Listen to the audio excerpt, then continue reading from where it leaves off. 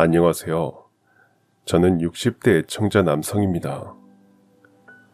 다른 애청자 여러분들께서는 주로 어디서, 어떤 시간에 사연을 들으시나요?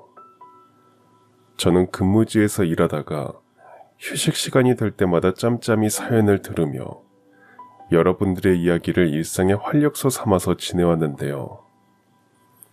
때마침 며칠 휴가를 받아서 참 오랜만에 집에서 쉬게 된 김에 이번에 저의 이야기를 애청자 여러분들께 소개시켜드리고 싶다는 생각이 들어서 편지 삼아 사연을 적어 보냅니다. 그렇게 들려드리게 된 저의 이야기가 애청자 여러분들의 일상의 활력소가 되어줄 수 있게 되기를 기원하며 그럼 사연을 시작해 보겠습니다. 저는 유달리 비통했던 지난 17의 겨울밤을 아직도 잊지 못합니다. 당시 중학교의 졸업과 고등학교 1학년으로의 진학을 앞두고 있던 저는 참 꿈도 많고 포부도 큰 모범생 청년이었어요. 부모님께서 비록 가난하고 없이 사는 형편임에도 불구하고 맏아들인 저 하나만큼은 어떻게 해서든 대학까지 보내주실 심산이셨기에 저는 매일 늦게까지 공부를 하다가 새벽녘이 되어서야 단잠에 들고는 했습니다.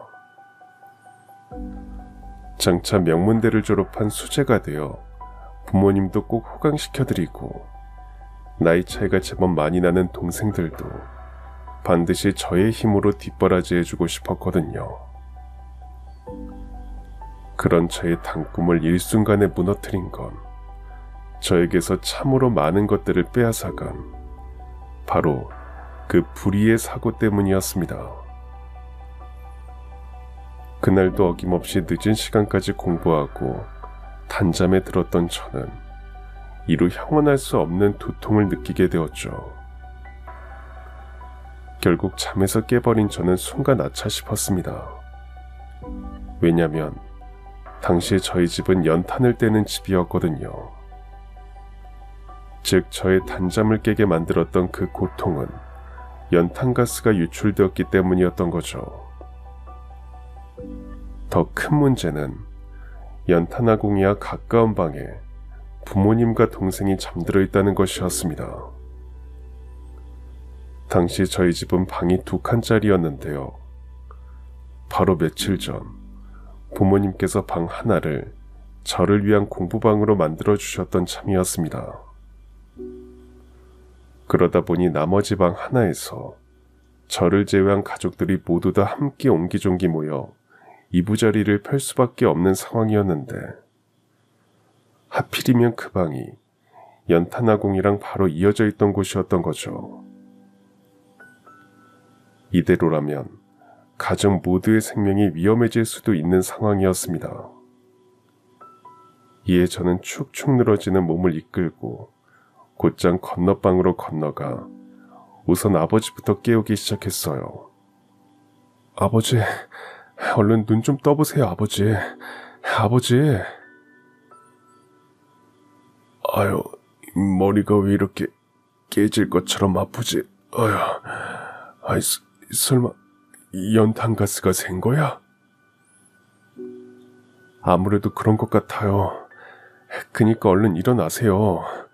빨리 집에서 나가야 돼요. 넌 괜찮니? 움직일 기운이 남아있는 거야? 네, 제가 있던 공부방이 연탄아궁이랑 제일 멀어서 그런지 움직일 여력은 충분히 있어요. 그럼 다행이구나. 아빠는 괜찮으니까 얼른 동생들이랑 엄마부터 챙기거라. 어서. 아버지의 목소리는 그것으로 끝이었습니다. 제가 아버지의 말씀대로 동생들이랑 어머니부터 업어서 집 밖으로 옮겨놓은 뒤에 마지막으로 아버지를 모시러 집으로 다시 들어갔을 때는 이미 의식이 완전히 없으셨거든요. 그날 아침나절에 저는 아버지의 사망 선고를 받게 되었습니다. 그러나 연탄가스 유출 사고로 인한 참사는 이제 겨우 시작이 되었을 뿐이었어요. 다행스럽게도 동생들은 병원에서 정신을 차렸지만 어머니께서는 아버지의 사망 선고 불과 몇 시간 뒤에 유언 한마디 남기지 못한 채로 홀연히 소천하셨거든요. 심지어 살아남은 두 동생들은 저와는 나이 차이가 많이 나는 아이들이었고 유일한 일가 친척인 고모님과 고모부님께서는 어찌 보면 저희보다 훨씬 가난하고 힘들게 사시는 분들이셨어요. 외가 쪽 친척은 한 분도 안 계셨고요. 상황이 그렇다 보니 저는 비통한 심정으로 부모님의 장례를 마치기가 무섭게 일생일대의 결심을 내려야만 했습니다. 고아원에 가서 그곳에서 지낼 것인지 아니면 저 스스로 가장이 되어서 동생들을 돌보며 살 것인지를 결정해야 했거든요. 다만 고아원행을 선택한다면 저는 두 동생들과 헤어져야만 하는 상황이었습니다. 저와 동생들의 나이 차이가 많이 나는 바람에 같은 시설에서 지낼 수가 없었거든요. 그래서 저는 일말의 고민도 없이 스스로 가장이 되어서 동생들을 돌보며 사는 삶을 선택했지만 시작부터 난관에 부딪히고야 말았어요. 고아원행을 거절하기가 무섭게 저희는 배를 고른 상황이 벌어졌습니다. 그럴 때마다 저는 동생들을 위해 하는 수 없이 마음씨 좋은 집주인 아주머니에게 손을 벌릴 수밖에는 없었습니다. 저기 죄송하지만 묵은 보리쌀이라도 있으면 딱 한 줌만이라도 꺼갈 수 있을까요? 동생들이 며칠째 먹지를 못해서요. 아이고 안타까워라. 보리쌀 한 줌만 가지고 되겠어? 하다못해 된장이나 고추장이라도 하나 있어야 밥을 먹을 테니까. 거기서 잠깐만 기다려. 아줌마가 금방 챙겨줄 테니까. 감사합니다. 정말 감사합니다. 이 은혜는 제가 나중에 꼭 갚아드리겠습니다.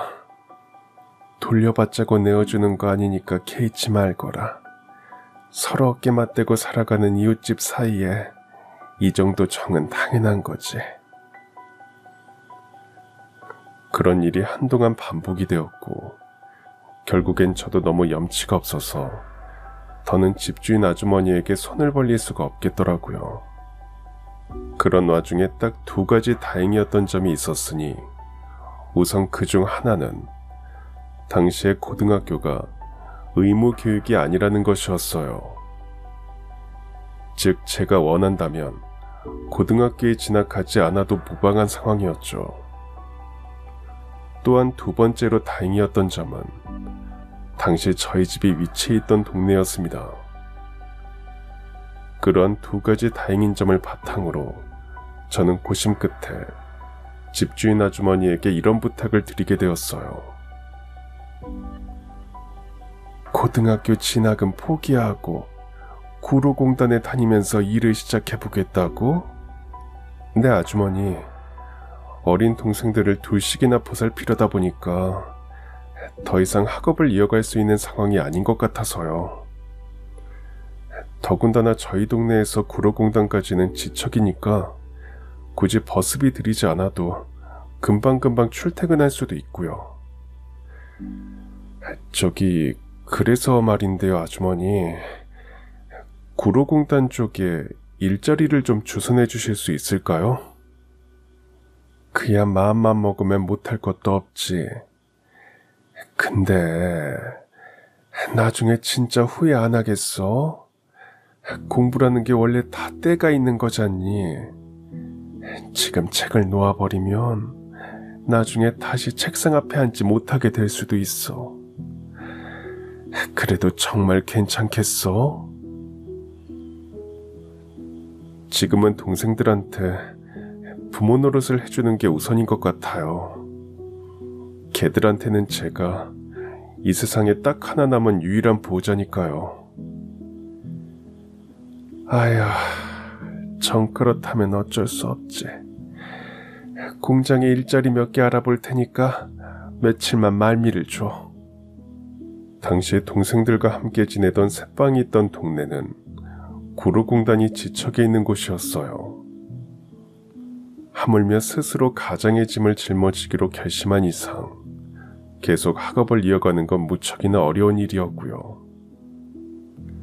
이에 저는 집주인 아주머니를 통해서 구로공단 쪽에 일자리를 알아보게 되었고, 며칠 뒤 아주머니께서는 공장 일자리 몇 개를 저에게 소개시켜 주셨습니다. 그 몇 가지 일자리 중에서 제가 선택한 건 다름 아닌 프레스 공장이었어요. 여기서 잠깐 설명을 드리자면, 프레스 공장이란 커다랗고 육중한 기계로 두꺼운 철판을 찍어내서 가공하는 공장을 말하는데요. 그러다 보니 자연스럽게 공장 일 중에서도 가장 위험한 축에 드는 곳이기도 했습니다. 그 튼튼하고 두꺼운 철판을 마치 달고나 만들듯이 푹푹 찍어낼 정도로 무시무시한 기계를 조작하며 일하다 보니까 사건 사고가 무척이나 자주 벌어지게 마련이었거든요. 일단 사건 사고가 벌어지면 10중 8구 최소한 사지절단 사태이기 일쑤였고요. 반면에 바로 그 위험 덕분에 챙겨갈 수 있는 장점이 딱 하나 있었습니다. 그건 바로 다른 공장들보다 급여가 높다는 점이었죠. 다른 공장 급여로는 동생들 뒷바라지밖에 할 수가 없었지만, 프레스 공장 월급이면 동생들 뒷바라지에 더해서 약소하게나마 저축까지 할 수 있었습니다. 그래서 제가 다른 공장들에 비해 상대적으로 훨씬 큰 위험을 감수하고서라도 프레스 공장을 선택했던 것이었고요. 아무튼 큰 위험성을 담보한 프레스 공장의 높은 급여 덕분에 저는 동생들에게 잘 건사할 수 있었습니다. 비록 마음처럼 풍족하게는 해주지 못했지만 최소한 부족한 뒷바라지는 아니었죠. 덕분에 동생들은 각자 다른 지방에 있는 국립대학을 졸업한 후 그곳에서 자리를 잡고 지내게 되었는데요. 그러다 보니 제 나이가 어느덧 30을 넘겼더라고요. 문제는 저는 괜찮은데 각자 자기가 대학을 졸업한 동네에서 자리 잘 잡고 살아가는 동생들의 모습만 봐도 마치 한우로 포식을 한 것처럼 배가 부르고 마음이 뿌듯한데, 정작 동생들이 저에게 미안한 마음을 품고 있었다지 뭐예요.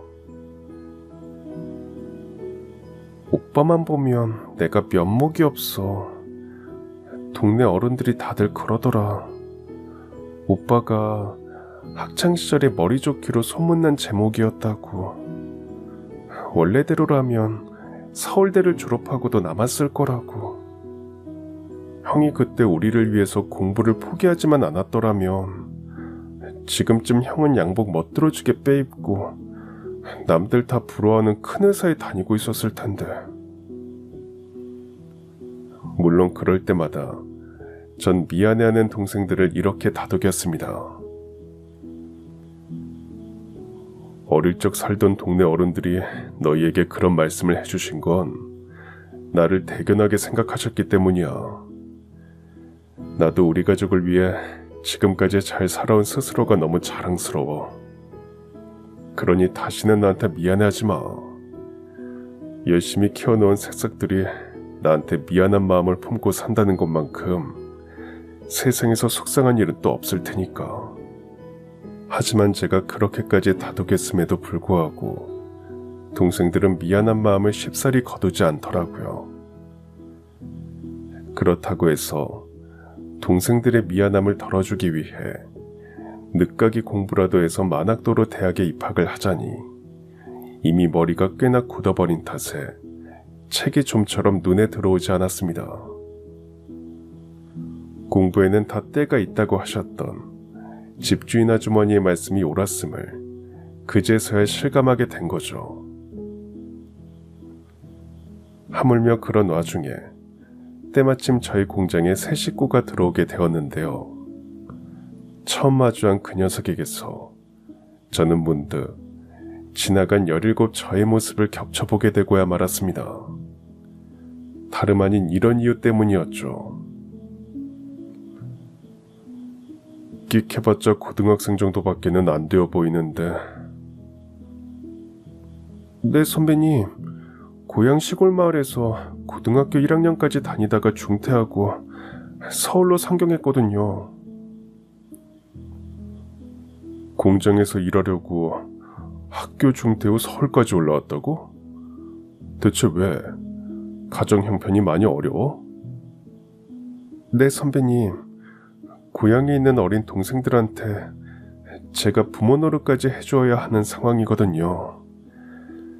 어머니께서는 막내를 낳다가 돌아가셨고 아버지께서도 산일을 다니시다가 얼마 전에 사고로 그만.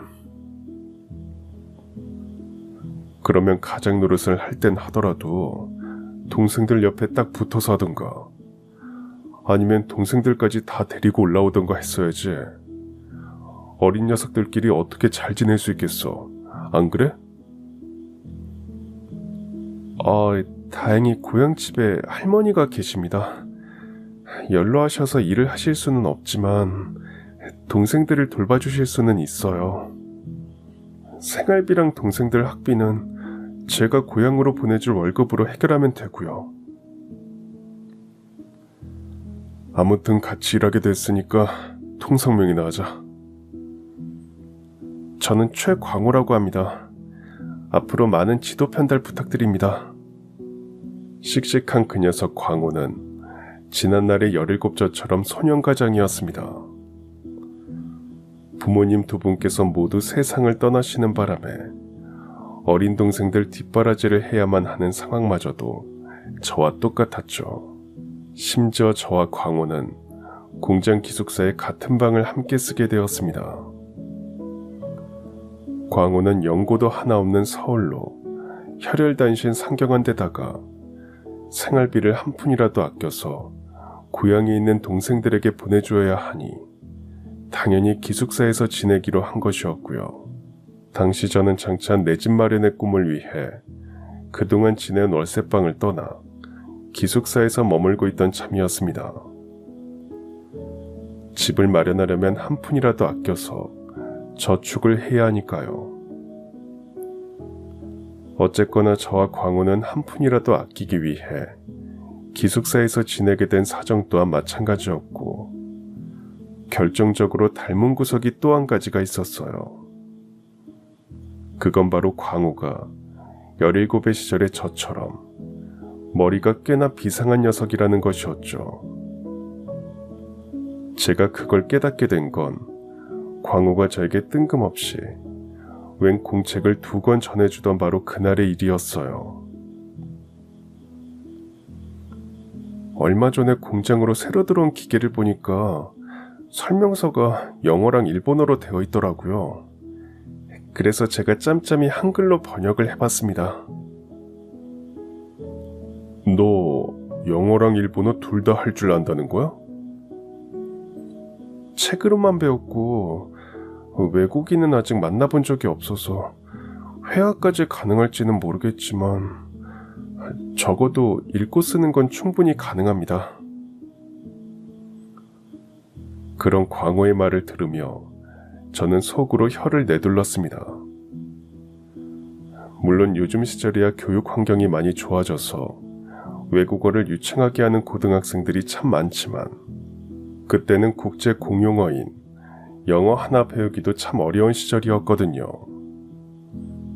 하물며 외국어를 하나도 아니고 영어와 일본어 2가지를 심지어 번역까지 가능할 정도로 능수능란하게 활용한다는 건 그 녀석이 저와는 비교할 수도 없을 만치 장래가 유망한 수재라는 증거였습니다. 바로 그 이유 때문에 저는 한동안 광호를 대하기가 무척이나 껄끄러웠습니다. 나이도 어리고 전도 유망한 광호를 질투했기 때문이었냐고요. 아니요, 오히려 그 반대였어요. 광호가 너무나도 아까웠기에 껄끄러웠던 겁니다.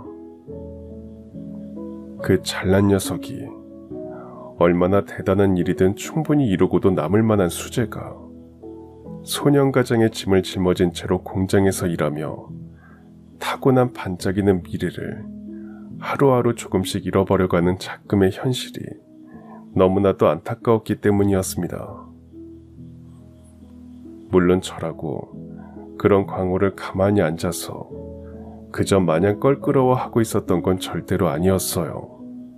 동병상련이 있는 인생 선배로서 비슷한 삶의 과정을 살아보았던 장본인으로서 광호에게 절대로 책을 놓지 말라고 다그쳐도 보았고 퇴근 이후 시간만이라도 마음껏 책상 앞에 앉아 있으라면서 기숙사방을 혼자 쓰게도 해주어 봤지만 광호의 생각은 조금 다르더라고요. 제가 일전에 설명서를 번역해드렸던 건 선배님들을 도와드리기 위해서였을 뿐이에요. 한글로 된 설명서가 있으면 새 기기에 익숙해지는 일이 훨씬 수월해질 테니까요. 그럼 그 비상한 머리를 앞으로 계속 썩히고 있을 거야? 썩힌다기보다는 지금은 당면에 있는 일에 최선을 다하고 싶을 뿐입니다. 공부는 동생들 뒷바라지 다 해놓은 다음에 그때 가서 다시 할지 말지 생각해보는 게 맞는 것 같고요. 광호야, 너도 공장 식구들한테 내 얘기 들어서 알겠지만 나도 예전에 너랑 비슷한 상황이었어. 그때 공부엔 다 때가 있다는 말을 믿지 않았지만 살다 보니 다 맞는 말이더라. 제 아무리 비상한 머리라고 한들 그 비상함이 영원한 건 아니니까. 잔말 말고 퇴근하면 책상 앞에 앉아서 살아. 넌 한평생 공장밥 먹고 살기에는 너무 아까운 인재야. 하지만 광호는 저의 충고대로 책상 앞에 다시 앉는 것이 아니라 오히려 하지 않아도 되는 야간 작업까지 하기 시작했습니다. 그 바람에 저는 광호가 더더욱이 안타까워졌고요. 야간 잔업을 자처해서 할 시간에 야간 고등학교라도 다니면서 대학 갈 준비를 했으면 싶었거든요. 그래서 저는 결국 어린 시절의 저를 닮아있는 광호의 앞날을 위해 제 마음속 가장 깊은 곳에 숨겨두었던 이야기까지 꺼내게 되었죠. 야, 광호야, 넌 동생들 걱정도 안 되니? 에이, 왜 또 그러세요. 동생들 걱정뿐이니까 지금처럼 열심히 일하는 거잖아요. 넌 그게 진짜 동생들을 위하는 길이라고 생각해? 그렇게 생각한다면 내 얘기 한번 들어볼래? 내가 한평생 가장 후회스럽게 생각하는 일이 뭔지 알아? 동생들한테 미안한 마음을 심어줬다는 거야. 자기들이 창창한 내 앞길 막은 것 같다면서 아직까지도 두고두고 미안한 마음으로 살더라. 너희 동생들도 그렇게 됐으면 좋겠어? 아니요. 그렇게 되는 건 싫습니다. 그럼 얘기 끝났네. 사장님한테 얘기해서 조퇴증 끊어줄 테니까 당장 야간 고등학교라도 알아보고 와. 일하면서 학교 다니는 게 어려울 것 같으면 하다못해 검정고시 접수라도 하고 오던가. 그렇게라도 대학 갈 준비를 조금씩 해보자. 응? 광호야. 그러자 잠시 머뭇거리던 광호가 결국 눈물을 뚝뚝 흘려가며 저에게 이렇게 말했어요. 제가 정말 그래도 될까요? 제 상황에 너무 과분한 사치를 부리는 건 아닐까요? 사랑하는 내 가족의 행복을 누리면서 살기를 바라는 건 지극히 당연한 마음이야. 너를 바라보는 동생들의 마음도 마찬가지일 거고. 절대로 사치스러운 일 아니니까 걱정 말고 공부 다시 시작해. 공부하다가 지칠 때면 한 번씩 내 어깨에 기대기도 하고. 내가 임마 막내 삼촌 뻘이잖냐. 바로 그날 광호는 검정고시 시험에 접수했고 얼마 뒤 단번에 합격했습니다.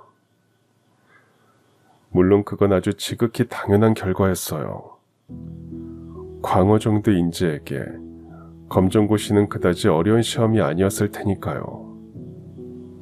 중요한 건 검정고시 합격증을 받아든 광호의 마음가짐이었습니다. 이제 어쩔 생각이야? 올해 학력고사에 응시할 거지? 가고 싶은 대학은 정해둔 곳이 있고? 아니요. 이번 학력고사는 안 보려고요. 왜냐하면 제가 바라보고 있는 건 우리나라 최고 대학이거든요. 하물며 장학금 입학까지 노리고 있고요. 그러려면 올해 시험은 어렵습니다. 대신 다음 학력고사 전까지 이 악물고 공부해서 꼭 목표하는 바를 모두 거머쥘게요. 동생들과 선배님, 아니 삼촌을 위해서라도요. 네, 맞습니다.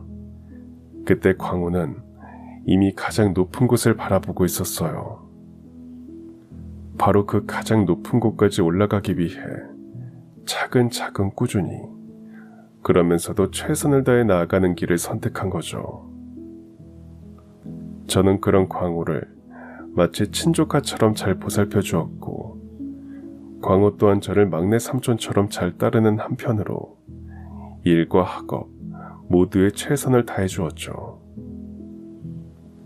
심지어 광호는 대입시험을 마친 뒤 명문대 합격 발표를 기다리고 있던 바로 그날까지도 저희 프레스 공장에서 열심히 일을 하고 있었는데요. 그날따라 광호가 근무에 들어가기 직전에 우황청심환을 하나 먹었다고 해요. 명문대 합격 발표를 기다리는 심정이 너무 절박하고 긴장이 되었기에 청심환이라도 하나 먹어야 근무를 할 수 있을 것 같았기 때문이었습니다. 문제는 우황청심환의 가장 큰 부작용 중 하나가 바로 졸음이라는 것이었죠. 광호가 프레스 기계로 작업을 하던 도중 깜빡 졸아버렸고, 그 아주 짧은 찰나의 순간 광호의 팔이 기계로 빨려 들어가려고 했어요. 그나마 제가 바로 옆에 있었기에 망정이지, 하필이면 그 창창한 젊은 놈이 하마터면 한쪽 팔을 잃은 채로 앞으로 한평생을 살아갈 뻔했습니다. 어쩌면 과다출혈로 인해 명문대 지원 결과를 받아보지도 못한 채로 단명했을지도 모를 터였고요. 그날 저는 광호를 구했습니다. 광호를 구한 대가로 저는 오른손 약지 손가락 하나, 그리고 새끼손가락 하나, 이렇게 총 2개의 손가락을 바쳤습니다. 광호의 오른팔이 기계로 막 빨려 들어가려던 바로 그 순간 제가 광호의 팔을 급히 쳐내었습니다. 그러는 바람에 제 오른손이 그 두꺼운 철판마저 단번에 구겨버리는 무시무시한 기계에 찍혀버렸거든요. 당시 저는 사고 즉시 병원으로 옮겨졌지만 부상의 정도가 회생이 불가능할 정도로 워낙에 심각했던 탓에 절단 수술 말고는 방법이 없었습니다. 그런 저를 보며 광호는 이루 형언할 수 없는 죄책감에 오열하며 자책했고, 오히려 의연한 쪽은 손가락 2개를 잃은 저였어요. 저 때문이에요. 이게 다 저 때문이라고요. 광호야, 내가 한평생 가장 가슴 아프게 생각하는 일이 뭐라고 했지? 삼촌네 동생들이 삼촌한테 미안한 마음을 품고 살아가고 있다는 거예요. 그래, 맞아. 난 너를 친조카처럼 생각해. 그럼 이제 어떻게 해야 되는지 알겠지? 저더러 미안해하지 말라는 말씀이신 거죠? 그치만 제가 어떻게 그럴 수 있겠어요. 저 때문에 삼촌 손가락이... 이 삼촌은 말이다. 지금 아주 기뻐. 내가 손가락 2개를 받쳐서 구해낸 인재가 장차 나라 발전에 얼마나 크게 이바지할지를 생각해보면 마치 내가 국가에 큰 공을 세운 것 같은 기분이거든. 그러니까 미안해하지 마. 앞으로도 꿋꿋하고 씩씩하게 동생들 잘 건사하고 꼭 훌륭한 사람이 되어서 장차 큰일을 해내려무나. 그렇게 저는 광호를 다독여 주었고 얼마 뒤 태어나자마자 공장으로 돌아간 저에게 광호가 기쁜 소식 하나와 아쉬운 소식 하나를 전해주었어요. 기쁜 소식은 광호가 역시나 우리나라 최고 명문대에 장학생으로 합격했다는 것이었습니다. 반면에 아쉬운 소식은 바로 이것이었죠. 공장이랑 기숙사를 떠나게 되었다고? 네, 앞으로는 학교 기숙사에서 지내게 되었거든요. 학원 강사랑 과외 수업 아르바이트로 벌 수 있는 돈 정도면 고향에 두고 온 동생들 뒷바라지도 넉넉히 해낼 수 있을 것 같고요. 근데 표정이 왜 그렇게 어두워?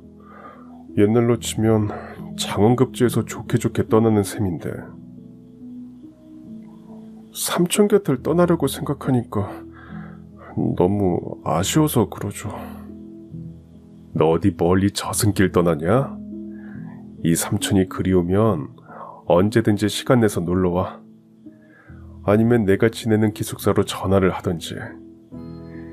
그러니까 이제 그만 아쉬워하고 우리 웃으면서 인사하자. 네, 삼촌. 자주 전화 드릴게요. 가끔씩 삼촌 뵈러 공장에 놀러도 오고요. 그동안 저를 잘 이끌어 주셔서 너무 감사합니다. 이로써 광호는 마침내 본래 자신의 길을 되찾아 훌훌 떠나갔고 저의 일상에도 다소간의 변화가 생기게 되었어요. 제가 잃어버린 건 약지손가락과 새끼손가락이라서 프레스 기계를 조작하기 다소 불편할 뿐 심각한 어려움까지는 없었는데요. 저도 사람인지라 다시금 프레스 기계 앞에 앉기가 솔직히 겁이 나더라고요. 심지어 당장 다른 공장으로 이직을 할 수도 없는 입장이었습니다. 위험의 정도만 다를 뿐 기계가 돌아가는 공장치고 위험하지 않는 곳은 없을 터였으니까요. 그러던 차에 사장님께서 저에게 일종의 배려를 해주셨어요.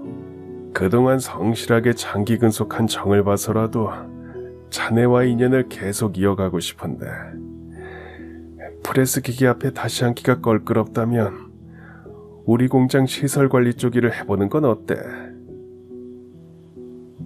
시설관리 쪽은 한 번도 해본 적이 없어서 지금 제 손으로 공구들을 제대로 다룰 수 있을지도 잘 모르겠고요.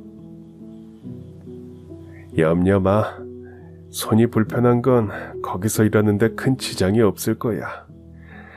그러니 자네만 괜찮다면 내가 직접 김 반장한테 부탁해서 시설 관리 일을 가르쳐주라고 해놓을 테니까 생각 있으면 언제든지 얘기해. 이곳은 제가 청춘을 다 바친 곳이에요. 제가 할 수 있는 일이라면 뭐든 하겠습니다. 김 반장님한테 말씀 잘 부탁드립니다. 그날부로 저는 일종의 직종 변경을 단행했습니다. 프레스 기계 조작공에서 공장의 시설을 관리하는 시설관리 담당이 되었거든요. 물론 이제 와서 새로운 기술을 배운다는 게 절대로 쉽지는 않은 일이었지만 저는 저답게 최선을 다했습니다. 그러기를 어느덧 몇 년째 막 대학 졸업을 앞두고 있던 광호가 아주 반가운 소식을 전해왔어요. 어느 기업의 후원을 받아서 마지막 학기를 마치는 즉시 해외로 유학을 가게 되었다는 소식이었죠. 그 이야기를 들은 저는 마치 제 일처럼 아주 크게 기뻐하며 너무 간절하고 좋은 기회이니 유학생활을 절대로 허투루 보내고 돌아오지 말라는 격려의 말로 인사를 대신했고, 광우는 저를 꼭 끌어안아주며 반드시 큰 사람이 되어서 돌아오겠다는 말을 남긴 채로 비행기를 타고 유학길에 올랐는데요. 그때 저랑 광우는 전혀 예상조차 할 수가 없었습니다. 그날 그 인사가 어쩌면 저희의 인연이 유지되는 마지막 날이 될지도 모른다는 것을 말이죠. 광우가 유학을 떠나고 얼마 뒤 국내에 IMF 사태가 발생했고, 그 바람에 저희 공장이 문을 닫게 되었습니다. 문제는 광우가 알고 있는 저의 주소와 전화번호가 공장 기숙사라는 점이었어요. 공장이 문을 닫게 되면서 기숙사도 함께 폐쇄가 되었으니 광우가 저에게 먼저 연락할 수 있는 방법 자체가 없어져 버린 셈이었죠. 이에 저는 외국에 있는 광우의 거처로 편지를 몇 통 보냈었습니다.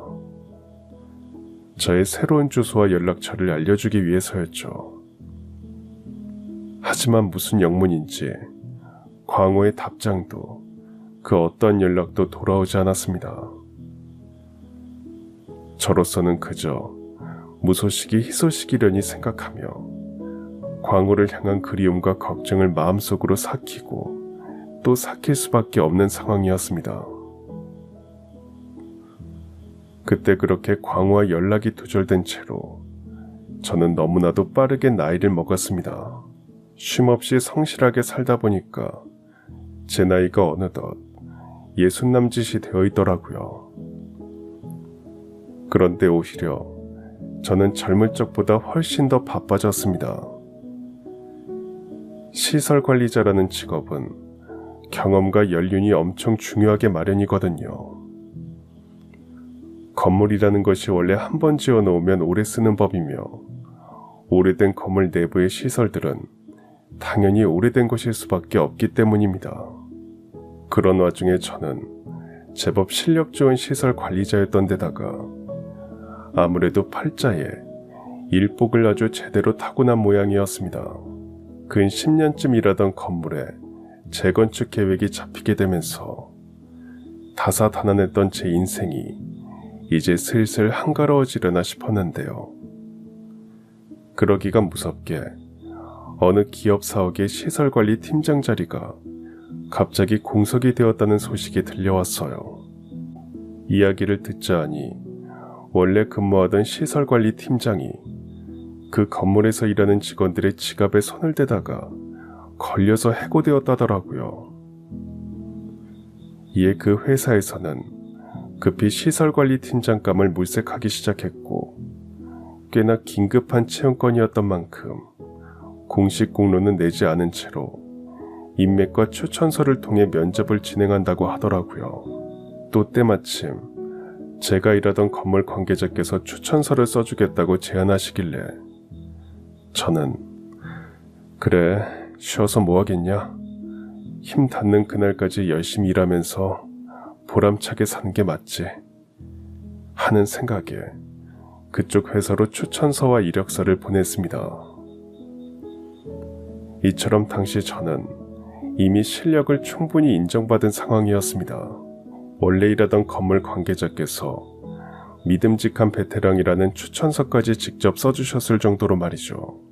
하지만 마침내 도착한 면접장에서 저는 그야말로 봉변을 겪게 되고야 말았습니다. 아니 글쎄, 면접관이라는 양반이 그야말로 개차반이더라고요. 오른쪽 손가락이 2개가 없으시네요. 그런 몸으로 대체 어떻게 추천서를 받으신 거죠? 혹시 추천서를 써주신 분과 친척 관계입니까? 아니요, 그런 건 제 이력서만 봐도 충분히 아실 텐데요. 이력서에 기재된 경력들이 저희 업무 능력을 입증하는 증거 아니겠습니까? 장애가 있는 손으로 기본적인 드라이버 하나 제대로 잡을 수 있을지 영 못 믿어서요. 솔직히 저는 기분이 많이 나빴습니다. 물론 제 손에 장애가 있는 건 부정할 수 없는 사실이지만 아무리 그렇다고 해도 그 자리는 추천서까지 받은 경력직 면접 자리였거든요. 그럼에도 계속해서 제 손가락을 물고 늘어지는 건 저로서는 무시를 당하는 중이라고 생각할 수밖에는 없는 노릇이었습니다. 물론 그럴수록 저는 더더욱 물러설 수가 없었습니다. 지기 싫은 마음에 이렇게 대답했죠. 장애라면 이미 십수년 전에 완벽하게 극복했고 장애 때문에 공구를 제대로 다룰 수조차 없는 상황이었다면 애초에 추천서까지 받아서 이 자리에 앉아있을 수도 없었겠죠. 이렇게까지 답변 들었는데도 끝끝내 제 손이 못 믿었다면 좋습니다. 이 자리에서 직접 증명해드리죠. 그렇게 말한 저는 가장 많이 쓰이는 공구들을 당장 가져와 달라고 요구했고 면접관이 지켜보는 그 자리에서 공구를 자유자재로 다루는 모습까지 보여주었는데요. 이제 보니까 그 면접관은 저를 조롱하기로 아주 작정을 하고 앉아있는 사람이더라고요. 뭐 그래요.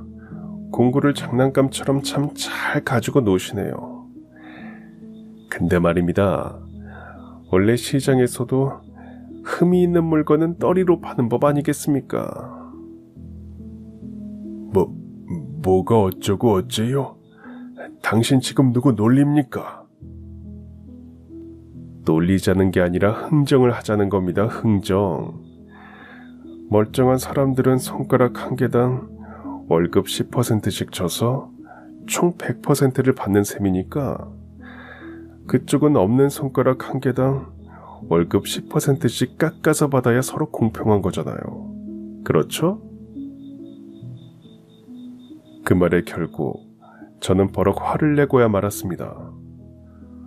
제가 어디 가서 능력이 빠지는 것도 아니고 어차피 와달라는 곳도 많은데 굳이 그딴 회사랑 더 이야기를 나눌 필요조차 없었는 상황이었기에 일말의 숨김도 없이 솟구친 분노를 그대로 퍼부었죠. 그 말 같지도 않은 소리 집어치우시고 이딴 무례한 회사는 내가 거절하겠습니다. 나중에 인재를 놓쳤다고 후회나 하지 마쇼. 그리고 진짜 장인이 누구인지 다시 한번 잘 생각해봐.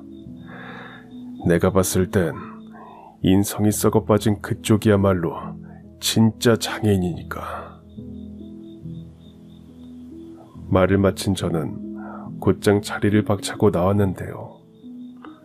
집 근처에 거의 도착했을 무렵에 그쪽 회사로부터 뜻밖의 전화가 한 통 걸려오더라고요. 안녕하세요. 방금 면접 보셨던 회사의 사장님 비서인데요. 꼭 좀 드리고 싶은 이야기가 있어서 그러는데 혹시 실례가 아니라면 지금 저희 회사로 다시 방문해 주실 수 있을까요? 사람 면전에다 대고 그렇게 면박을 줘놓고 거길 다시 오라고요? 일 없수다. 정하고 싶은 얘기가 남았거들랑 직접 찾아든가 말든가 알아서들 하쇼. 보통 면접장을 박차고 나간 사람이 그렇게까지 대답을 했으면 당신네들이랑은 더는 말 섞고 싶지도 않으니까 다시는 연락하지 말라는 뜻인 게 일반적인 경우잖아요. 그런데 이유는 모르겠지만 제가 겪었던 일과 관련해서 그쪽 회사에 정말로 무슨 큰 난리가 났던 모양인지 염치불구하고 누군가가 집 앞으로 저를 직접 찾아뵙겠다며 한사코 애걸복걸을 하지 뭐해요. 이에 저는 대체 무슨 소리를 하려는 건지 일단 드러나 본 뒤에 맞듣지 않을 경우 확 면박을 주며 쫓아내버리자는 생각에 집 앞으로 오라고 했는데 잠시 후 웬 고급 외제차가 한 대 저희 집 앞으로 도착을 했고 그 외제차에서 내린 사내의 얼굴을 마주한 저는 그야말로 숨이 멎는 줄 알았습니다. 차에서 내리기가 무섭게 한달음에 달려와 제 앞에 큰 절을 올린 그 사내는 IMF 당시 연락이 두절되었던 바로 그 사람이었거든요. 너 광우구나. 광우 맞지? 네, 삼촌. 저 광우 맞아요. 한눈에 알아보시네요. 저도 나이 먹어서 얼굴이 많이 달라졌을 텐데요. 아무리 그래도 내가 어떻게 너를 몰라볼 수가 있겠어. 내가 그동안 널 얼마나 많이 그리워하면서 지냈는데. 저도 마찬가지였어요. 저도 늘 삼촌이 그리웠어요. 내 편지에 왜 답장을 하지 않았던 거니? IMF 때문에 공장이 망하고 기숙사도 문을 닫게 되는 바람에 내가 편지에 새 주소지랑 연락처를 적어서 보냈었는데 그때 저도 정신이 없었어요. 저를 후원해 주시던 기업이 IMF 때문에 부도가 나서 유학비 지원이 하루아침에 모두 끊겨버렸거든요. 그래서 삼촌이 보내신 편지도 받아볼 수가 없었고요. 제가 지내던 숙소가 그때 그 기업의 후원으로 마련된 곳이었어서 거처를 이리저리 옮겨야만 했거든요. 저도 그때마다 삼촌 기숙사로 편지를 보내 저의 새 주소를 알려드렸지만 답장이 없던 건 그 공장도 망해서 그랬던 거였군요. 그날 저를 찾아온 그 회사 쪽 관계자는 그동안 제가 오매불만 그리워하며 지내던 광호였고 저희의 인연이 엇갈렸던 사건의 중심에는 IMF가 있었습니다. 저는 저대로 IMF로 인해 회사 기숙사를 떠나는 바람에 광호가 자신의 새 주소지를 알려주는 편지를 받지 못했고 광호도 마찬가지로 IMF로 인해 후원기업이 부도가 나는 바람에 거처를 이리저리 옮겨 다니는 과정에서 제가 보낸 편지를 받지 못하게 된 것이었어요. 심지어 당시 광호는 까딱했다가는 외국에 버려진 국제미아가 될 뻔했다고 합니다. 후원기업이 부도나는 바람에 학비부터 생활비에 이르기까지 모든 지원이 끊겨버렸고 졸지에 낙동강 오리알 신세가 된 광호는 궁여지책으로 외국 현지인들이 기피하는 험한 아르바이트로 버티면서 이악 물고 생계와 학업을 이어가야만 했었거든요.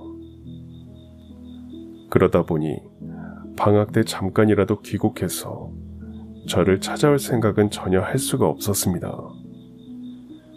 비행기 표값을 아껴야 다음 학기 등록금을 낼 수 있었으니까요. 아이고, 그랬구나. 일이 참 복잡하게도 꼬여버렸던 거였어. 그 험한 역경을 다 이겨내고 이렇게 내 앞에 다시 나타나 주어서 참 고맙구나. 너무 늦게 찾아뵈어서 오히려 제가 너무 죄송하죠.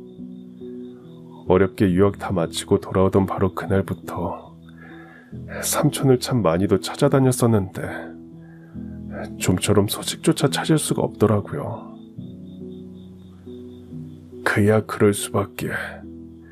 그때 그 공장 사람들이랑은 나도 연락이 안 돼. IMF 때 워낙 서로 급하게 뿔뿔이 흩어졌거든. 아무튼 그러고 보니 네가 어떻게 지금 여기로 온 거니? 그 회사에서 높은 사람이 찾아올 거라고만 전달받았었는데. 그 높은 사람이 바로 접니다. 삼촌과의 약속을 지키겠노라 하는 일념 하나로 열심히 살다 보니까 제가 크게 자수성가한 기업가가 되어 있더라고요. 오늘 삼촌께서 부조리한 일을 겪으셨던 그 회사는 제가 얼마 전에 새로 인수해서 계열사로 편입시킨 곳이고요. 그날 광호가 저에게 고백한 내막은 이랬습니다. 제가 면접관에게 한마디 퍼붓고 면접장을 떠난 직후 광호는 그 회사의 새 주인으로서 인사차 일종의 시찰을 나갔다고 하는데요. 바로 그 시찰의 일환으로 다른 지원자들의 면접이 진행되고 있던 면접장을 방문했는데요. 아무리 봐도 면접장 분위기가 조금 이상하길래 광호가 자기 비서실장에게 무슨 일이라도 있었는지 한번 알아봐 달라며 직접 지시를 내렸고, 그 결과 면접을 보조하던 인턴 직원들로부터 충격적인 진실을 듣게 되었다고 합니다. 첫 번째 진술은 문제의 면접관이 평소에도 직원들을 쥐잡듯 잡아대는 사람이라는 것이었고, 두 번째 진술은 면접장에서 제가 겪었던 모욕에 대한 증언이었죠. 그러한 조사 과정에서 면접장에서 모욕을 당한 장본인인 저의 이력서가 비서실장을 통해 광호에게까지 전해지게 되었던 거죠.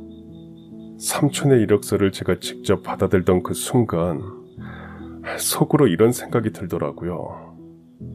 삼촌께서는 20년 전에도 저를 구해주시더니 이번에도 저를 구해주시는구나 하고 말이죠.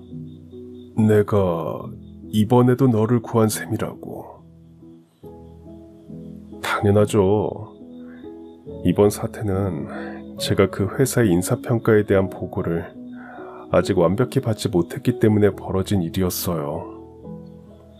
제가 그 회사를 인수한 지가 얼마 되지 않아서 기존 직원들에 대한 평가가 아직 제대로 이루어지지 않은 상황이었거든요.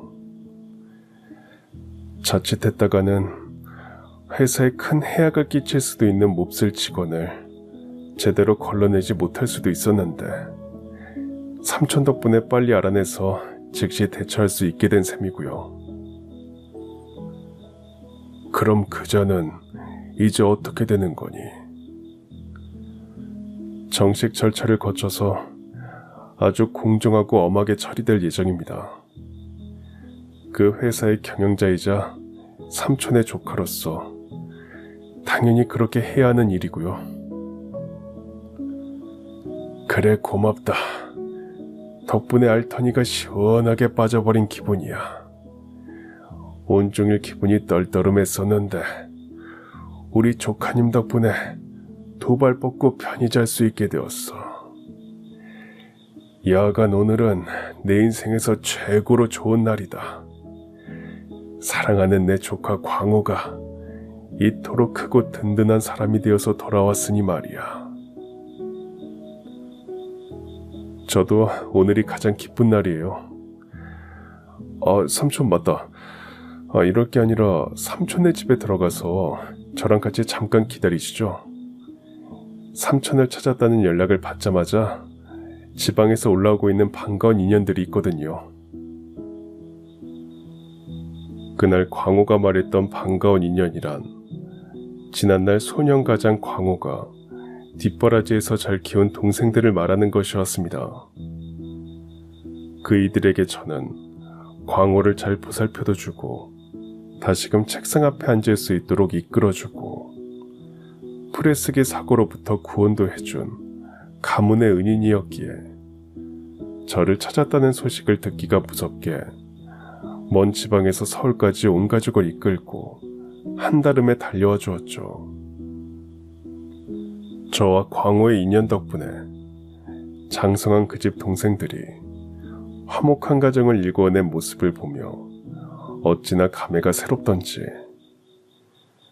다 함께 저에게 큰절을 하던 그 순간에는 귀엽고 감동의 눈물이 뚝뚝 흐르더라고요. 물론 광호의 보호는 거기서 끝이 아니었습니다. 우선 저에게 모욕감을 주었던 문제의 그 면접관은 절차대로 해고 처리가 되었고요. 얼마 뒤에는 광호가 직접 신축 아파트 한 채와 좋은 차 한 대를 선물해 주었거든요. 물론 처음에 저는 받지 않으려고 했습니다. 보답 같은 걸 바라고 광호에게 막내 삼촌이 되어주었던 게 절대로 아니었으니까요. 그랬던 제 마음을 돌려놓은 건 광호의 바로 이런 말 덕분이었습니다. 삼촌께서 이 선물을 받지 않겠다고 거절하시면 저랑 동생들은 대체 어느 분께 효도를 해드려야 하는 건가요? 무릇 효도란 부모님과 조부모님에게만 하는 것이 아니라고 배웠습니다.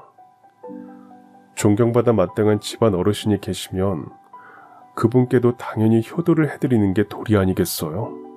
그래서 저희 식구들이 다 같이 한마음 한뜻으로 삼촌께 효도를 해드리려는 겁니다. 그래, 그거 참 말이 되는구나.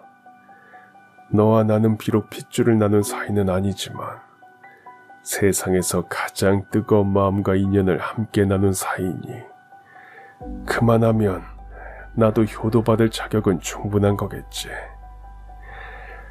알겠다. 우리 사랑하는 조카님의 효도를 부지게 받아보자꾸나. 그렇게 저는 광호가 준비한 선물, 아니 효도를 기쁜 마음으로 받아들이게 되었고, 지금껏 여느 친삼촌과 친조카 사이가 부럽지 않을 만치 아주 끈끈한 인연을 이어가고 있습니다.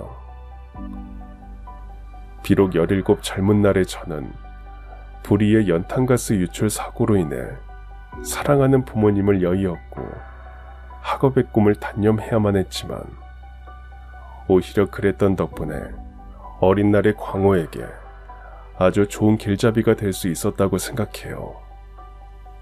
그건 제 조카 광호의 생각 또한 마찬가지입니다. 부모님을 잃은 채로 오직 고향에 두고 온 동생들만을 위해 살아가려고 했던 어린 날의 광호가 비슷한 길을 이미 걸어보았던 인생 선배이자 삼촌인 저를 만났던 덕분에 다사다난했던 모든 인생 역경을 극복할 수 있었고, 그리하여 마침내 하나의 거목으로 우뚝 서게 되었으니까요. 이렇게 사연을 마치며 저는 여전히 건물시설 관리 일을 이어가고 있습니다. 비록 지금은 여유롭게 휴가를 보내고 있지만 이 꿀맛 같은 휴식이 끝나고 나면 당연히 직장으로 돌아갈 예정이에요. 이처럼 저는 사랑하는 조카 광호에게 부끄럽지 않은 삼촌이 되기 위해서라도 제 힘이 닿는 그날까지 열심히 일하면서 끝까지 보람찬 삶을 살아가고자 합니다. 긴 이야기 들어주셔서 감사합니다. 애청자 여러분, 모두 행복하세요. 그럼 지금까지 사연 들어주셔서 감사합니다. 사연이 재밌으셨다면 구독과 좋아요 부탁드려요. 감사합니다. 안녕히 계세요.